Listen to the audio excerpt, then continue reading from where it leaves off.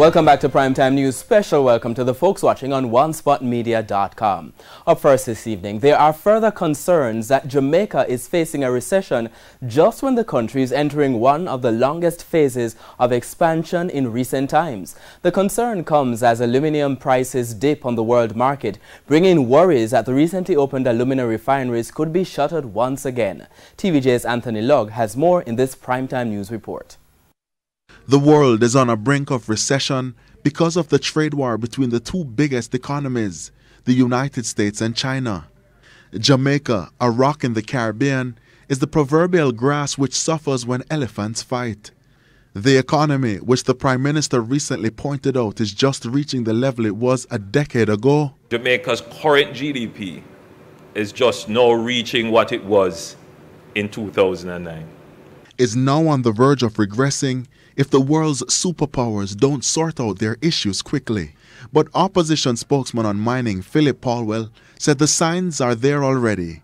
If one uses the barometer of global aluminum prices, Mr. Paulwell told RJR's call-in program Hotline on Friday that aluminum prices have fallen from about $2,200 per ton to about $1,700 per ton.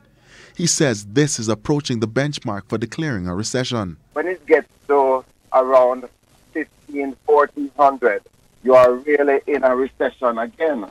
And as we have seen in the past, the Jamaican factories are the first to close when recession occurs, because we are regarded as swing location. Mr. Paulwell also notes that alumina prices have moved from $500 per ton to $290 per ton. He says more than 3 years ago, companies required at least $300 per ton to break even. Mr. Paulwell says this is a sign companies could already be losing money. He's urging the government to be proactive to ensure local jobs are not lost. I believe that it is important for us as a country to be proactive. I remember when we were faced with the closure of Windalco, Yorton in 2013, I had to work very closely with the company to ensure that those jobs were saved. I don't want to create alarm and panic, but I think you just have to be proactive as a government to anticipate these things and to step ahead of the curve. Jamaica's economy has been expanding for the past 16 quarters.